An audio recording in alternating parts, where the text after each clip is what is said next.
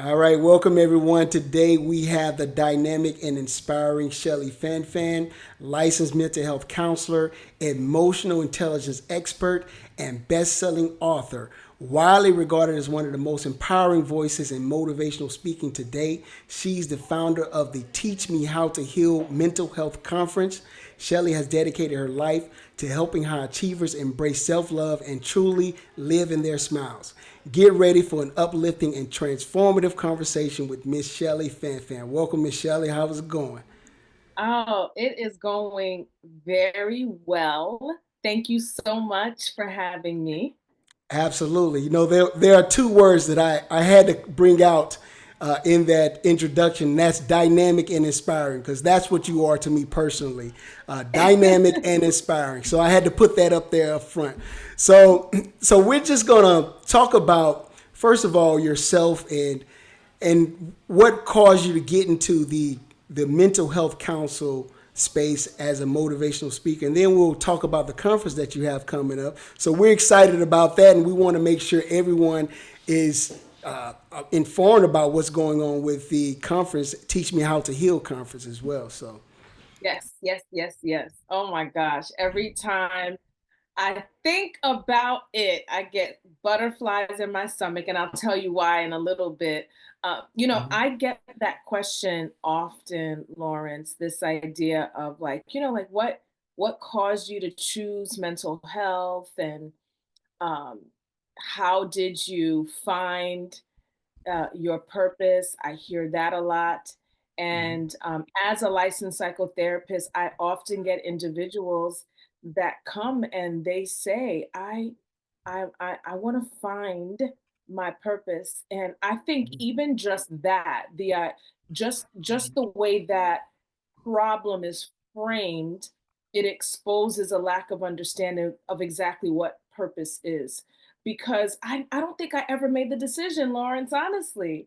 I I I was created to be this. I was created to do this. Purpose is not necessarily something you look for, it is something that you dig for. We are created with it. And not only are we created with it, we are given skills, abilities, and talents to support what it is we were created to do wow. right here on this earth. And not only were we given gifts, abilities, and talents to do the work, then there is this low hanging fruit, those resources that come from the north, the south, the east, the west, in order to provide the support and the resources that we need to do this work. We are not only purposed to do a thing, we are also fully resourced to do that thing.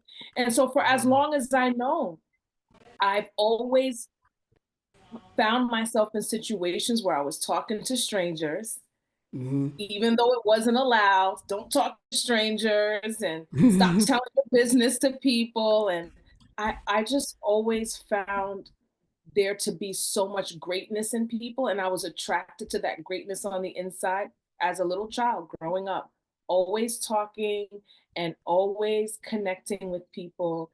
And so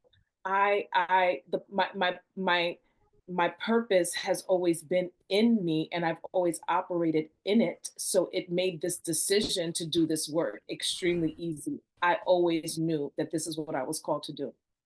Wow, that's amazing. You have this mantra that you're pretty much promoting, I would say preaching, called "Live in Your Smile." Where does that Yes. come from? What does that phrase mean to you? It means being authentic about being happy Okay. because that's what a smile represents. A smile represents I'm comfortable. A smile may represent I'm safe. Unless you're one of those people that smile right before you go off on people, those people are Okay. scary. Those ones that kind of smile and laugh right before they tear you up. But Wow. outside of those situations, usually a smile is I'm safe, I'm having a good time, this is funny, I'm enjoying myself. And I mean, there are muscles in our face that we can only engage when we smile. And when Okay. those muscles are engaged, it sends this message to our brains that we are happy and we are safe. And so a lot of the times we have, or I have worked with people, and I have been guilty of it as well, um, representing ourselves as happy when we're not. Mm. So we Wow. have learned to fake the Yeah. smile. We have learned to add the filter to the photo.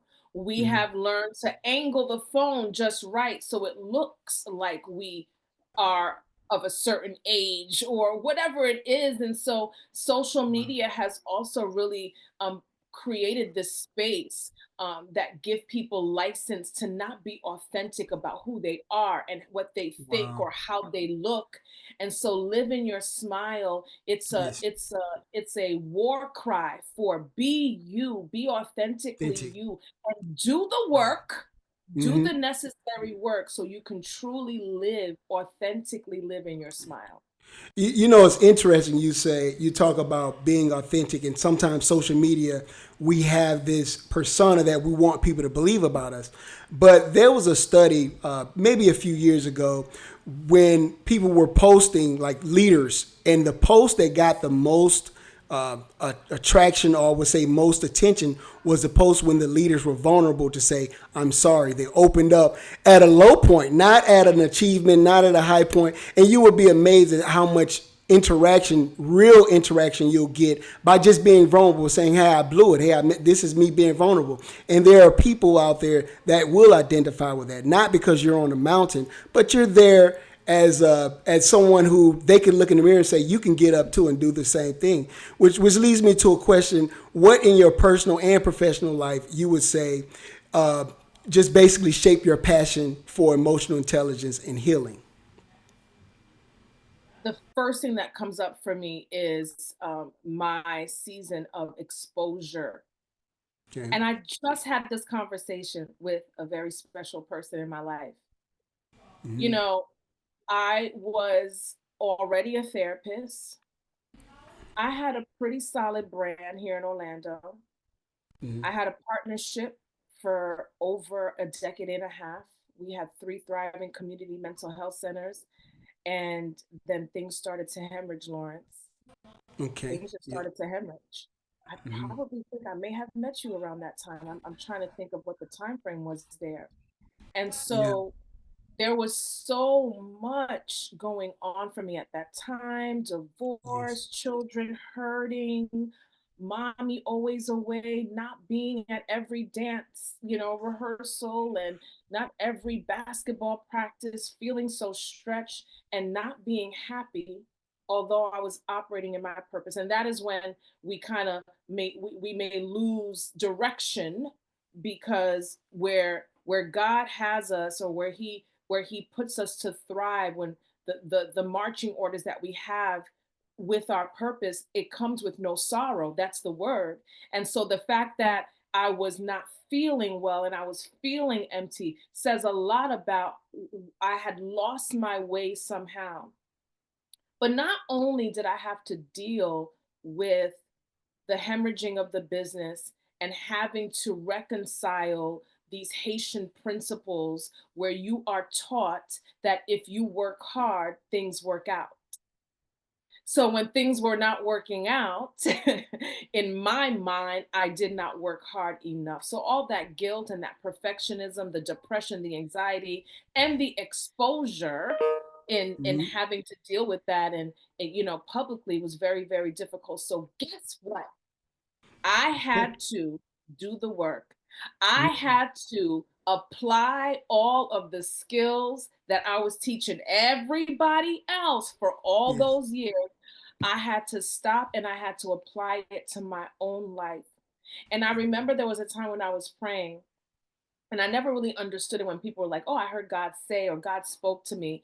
But I Yeah. remember this very clearly. This voice, this idea. It's very hard to explain, but whatever that was, that deposit was, you will never hold a microphone and preach and teach about a destination that you have not yet arrived. Mm. Because Oh, to your point, yes.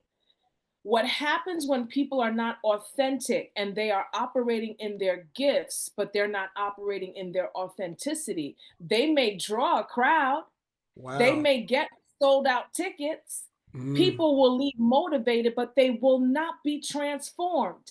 mm, Transformation only comes by way of anointing, and that mm. anointing comes by way of going through some things for real, Wow. where you can sit and say, deep breathing can help you regulate your emotions because that's what helped me. Wow. Tapping will help you to break your panic attack because it worked for me.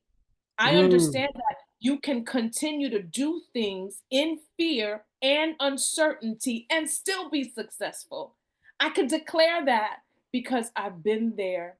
And so I have the expertise, I have wow. the credentials, I have the years, I have the Yes. license, and I have the anointing, and I went through it too. Wow. And so that right there, that power right there is what causes others to transform.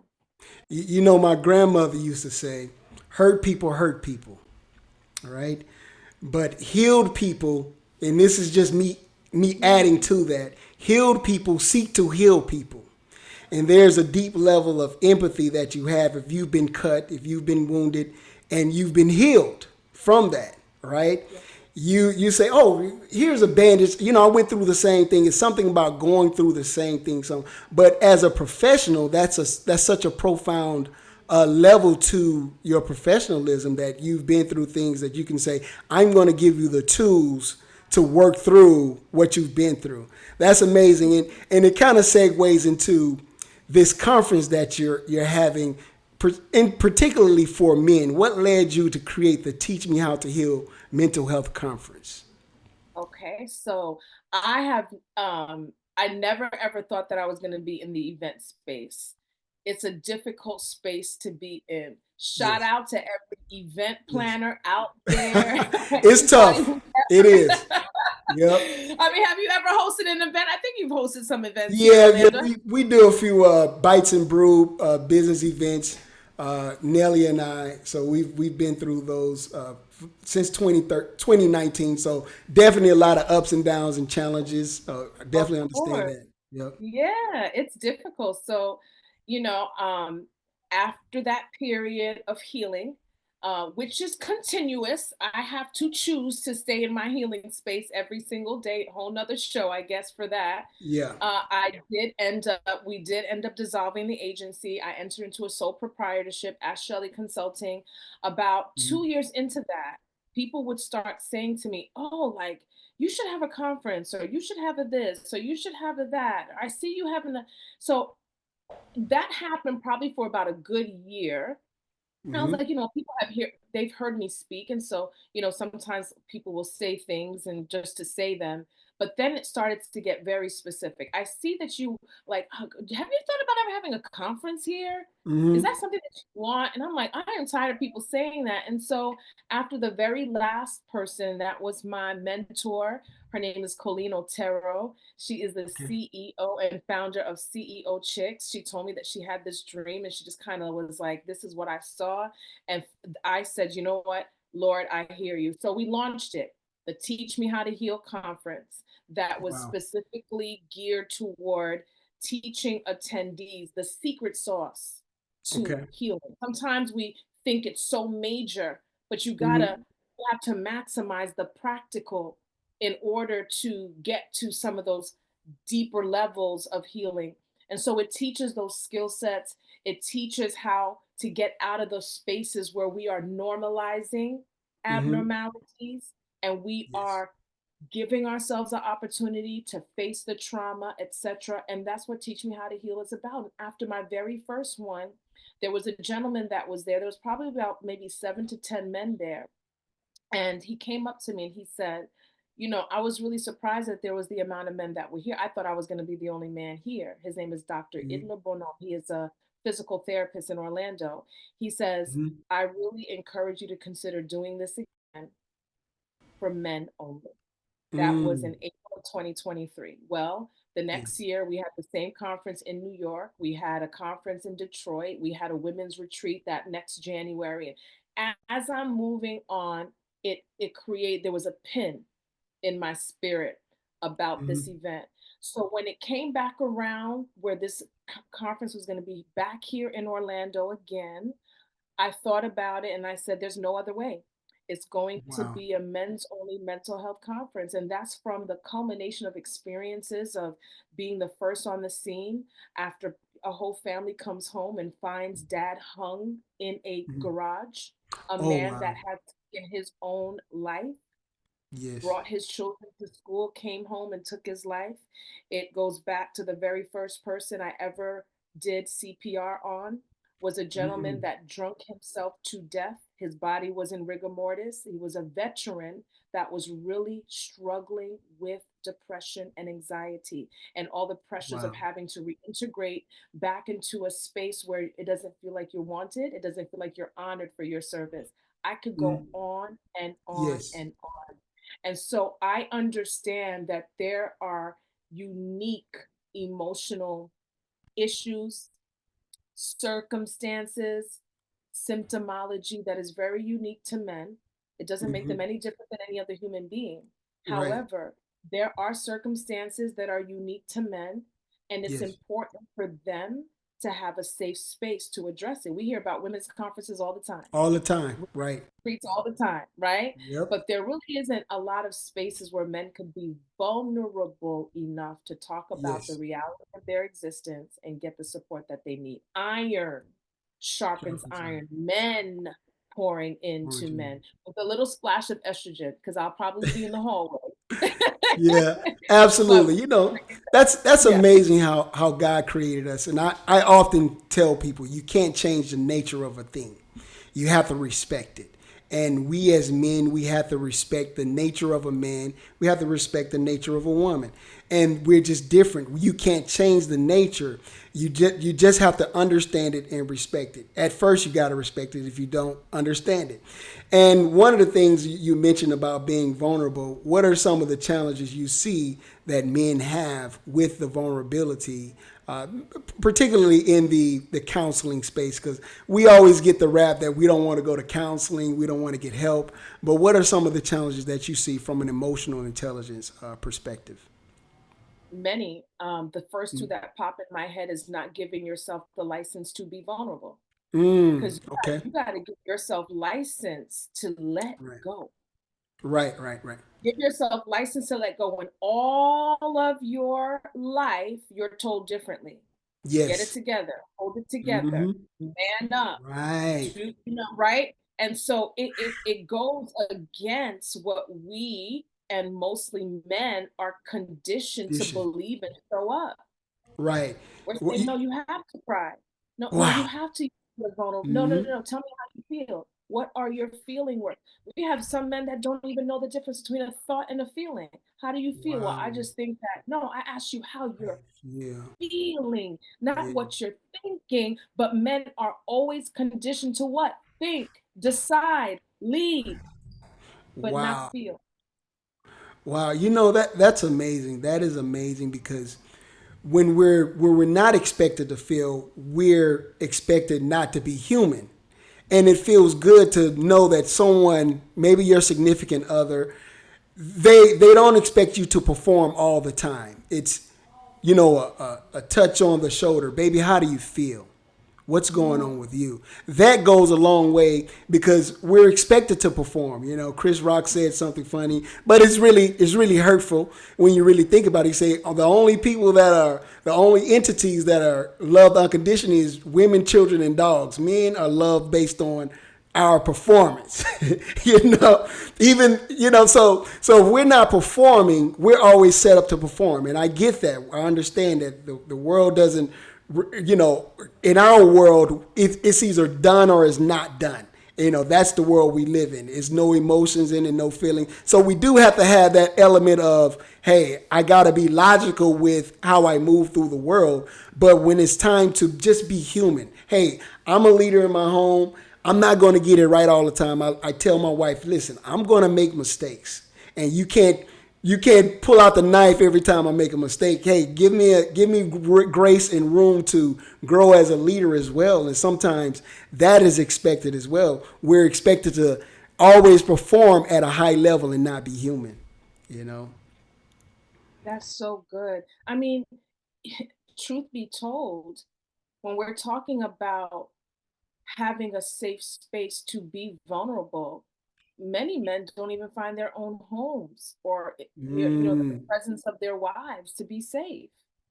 I yeah. remember there was a time when I was counseling a couple, and one of the issues, and this was many years ago, but one of the issues that the wife had was, "M- my husband doesn't speak. He doesn't share how he feels, and Hmm. it's frustrating because I often don't know what he's thinking and feeling." And so I said, okay, well, pick a topic that you want him to speak on right now in this moment. So she picks the topic. So I say, okay, well, husband, whatever his name was, let's say his name was John. John, what do you feel, or what do you feel about this particular situation? So he Hmm. talks about how he felt about it. And um, I turned to the wife, and mid, like kind of toward the end of him expressing how he felt, she's like, but that's not it. That's not it. That's not it. He Hmm. that is not it. That's not how he feels. So it's like you're inviting him to share Hmm. his feelings. He does, and you're vetting out what is or what isn't Wow. versus just allowing it to be. So sometimes as women, we inadvertently Mm. reinforce this idea that I'm not safe. Mm. You can't really be vulnerable with me. You can't Yes. really say, I don't know what to do, baby. You don't get to say you don't Wow. know. Wow, that's good, Shelley. That hey, listen, I've learned to just be vulnerable and say, listen, I don't know. But it's almost the expectation, especially if you are maybe used to performing at a high level. But in Yes. reality, we're human. Like I'm a man, you know. I've probably been in more fist fights than the average American, but at the end of the day, I'm human. I'm a human being. You know, I hurt too. So I think that's a thing. Like we are always promoted as, hey, you got to be a man. You know, you can't let them see you sweat. Can't let them see you cry or be weak. But that's the thing. We have a safe space with this conference, and I'm excited about it. Just basically being able to share with other men as well. What do the attendees expect to experience or learn or take away from this event? So we have about, I think we're on 11 speakers. We have so many people who are excited about coming. And so it makes me like, I want to put every single topic in there from Yeah. A to Z. But we also want to make it productive too. And sometimes Okay. information overload could be a lot, but we're going to be talking about parental injury. Okay. When you haven't been parented, you haven't been fathered, but you're Mm-hmm. expected to be a great father. You didn't Wow. receive that, but you're expected to. So it really talks about like the true depth of parental injury, really overcoming limited thoughts. So you are able to identify the thinking patterns that keep you from being a platinum version of yourself. So we have a speaker Yeah. specifically coming out to talk about that. We Yeah. have a speaker that's going to be talking about not knowing how strong you are until you have to be how strong you are. Mm. Not knowing Okay. how strong you are until you have to be as strong as you are. That's the message. Yeah. We have a couple of people coming out to share their testimony and specifically the steps that they took to come out of a place of emotional injury and bondage. We're going to be talking about moving forward, even in grief, because Yeah. there's a lot of grief out there. We always assume that grief is associated with death or the loss of a loved one, but it could be a loss of a status, a loss of so much, just a loss of a mindset, a loss of assets. There's so many Mm-hmm. things that we are constantly grieving. So we have coaches and we have trained clinicians as well that are males that are going to be Mm-hmm. coming to speak on these topics. How to stop accepting abnormalities. How do we determine what's an issue, right? Because sometimes we just get used to waking up angry. Like you woke up angry. Like, how you wake up angry? You know, how does that happen? Right. Yeah. But really understanding how those things play out and how it Mm. starts to infiltrate our sexuality with erectile dysfunction and things like that. It's going to Wow. be deep conversation to empower the men to take control of their life vehicles. We all have them. We all have a life vehicle. Wow. And either you're driving it, Mm-hmm. your thoughts may be driving it, or your Mm. emotions. You got to choose. And some of Wow. us, there's very few people that have full control over their life vehicles. I used to be in the back seat and my emotions would be full drive. I did a lot of fighting too, Lawrence.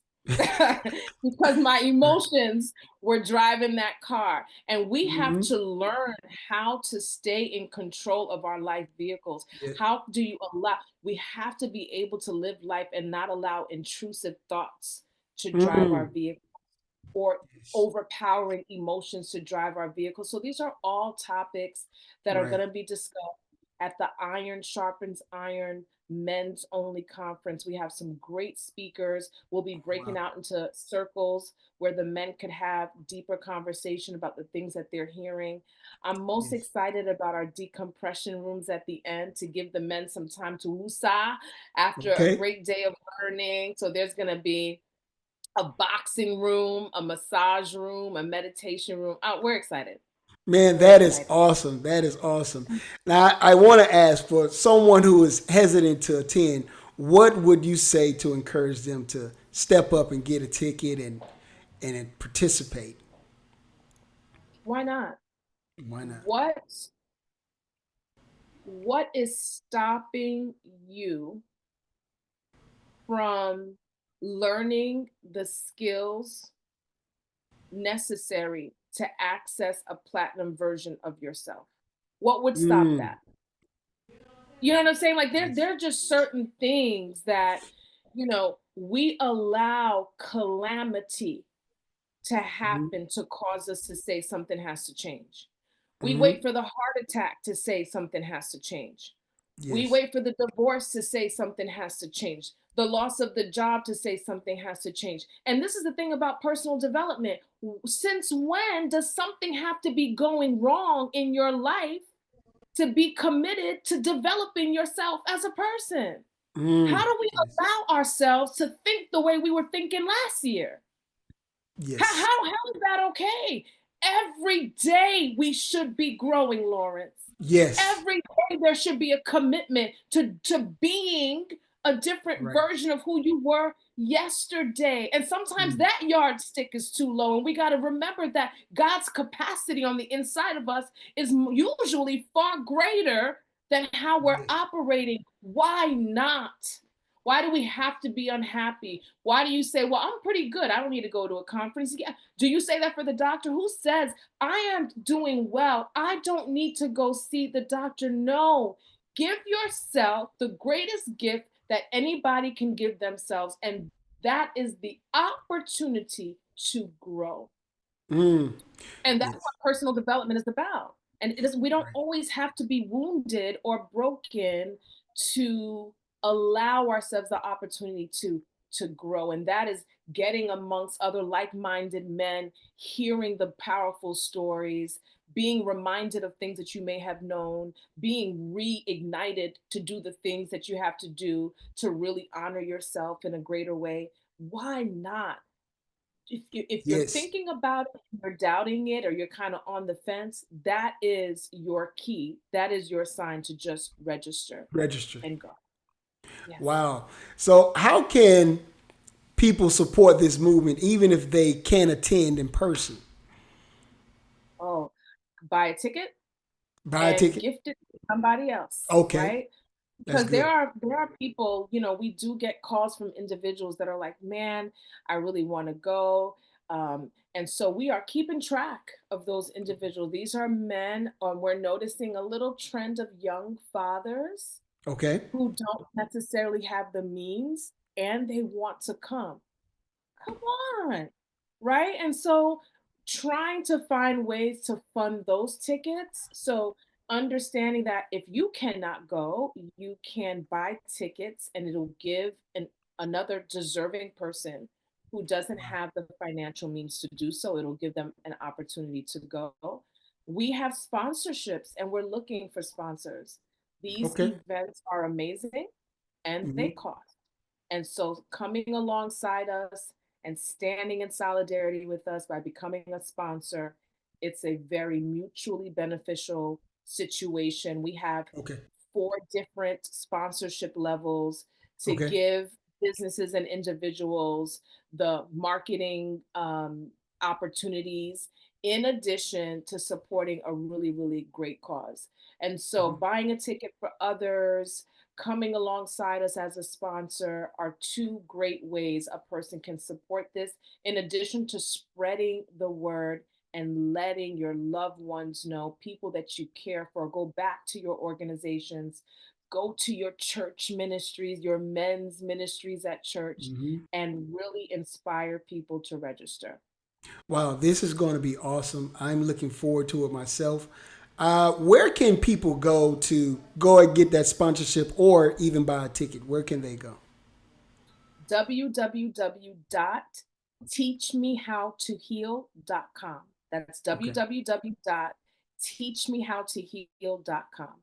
And so Okay. once you go to the website, you have the opportunity to register. All the sponsorship levels are there as well. Awesome. Well, this has been amazing, Shelly. I know you were busy. You carved out a little bit of time just to have this conversation. It's been amazing. You're awesome. Just like I said, dynamic and inspiring. But any final words before we wrap this up and just basically send it out to everyone? This idea that we're living in a really dark space, that is that there are facts that can support that, right? We live in a space where it's extremely, extremely challenging. Mm-hmm. What we need to remember is that the moment that we step outside of our circle of control, Okay. once we go here, here, and here, we lose so much power. We lose Yes. our dominion. We lose our Hmm. authority. But when we stay right here within our circle of control, this is where our power lies. It Yes. is important for us to do the work so that we can maximize our functionality on this side of heaven, Yes. in this space, in our purposes, in our marching orders, in our careers, in our businesses, in our marriages, in our Mhm. parenting, in how we spend, in how we eat, in how we care for our bodies. I can go on and on. There are so many different aspects, so many different responsibilities that we have to ourselves, Mm. including how we care for our inner child Yes. and heal from that and protect that. And Mhm. so we have a responsibility to maximize our emotional intelligence, Lawrence, Yes. to know why we think the way that we think, why we feel the way that we feel, why we respond the way that we respond, how we show up. Why do we show up the way that we show up? It Yes. is time for us to be able to know the answers to those questions so that we can take control over our life vehicles and really maximize our power in our own Yes. lives. And so that is the whole mission of Teach Me How to Heal. I am encouraging all the women that hear this, inspire, motivate, stalk and threaten your loved ones into going into www.teachmehowtoheal, but mostly for the men, do this for yourself. Bring your Yes. son, and that's another thing too, 18 and up. So Okay. we may have some older teens that are mature enough to handle the information that is going to be presented. You are encouraged to give yourself the greatest gift that you can give yourself, and that's the opportunity to heal and develop. Awesome, man. This has been amazing. We're looking forward to it. There's so many avenues I'm sure you could have gone, but we're just grateful for the time that you had to bring with us, Miss Thank Shelley. you. And I thank you so much. We're gonna wrap this up, you guys, but go to teachmehowtoheal.com and I'm gonna go ahead and blast the link as well. So, but thank you so much, Miss Shelley, and we're gonna sign off here. But you guys have a great day and live in your smile. That's the mantra. Yes, thank you, Live in Lawrence, for your smile. having me. All right. Thank you. Y'all have an amazing night, and we'll talk soon.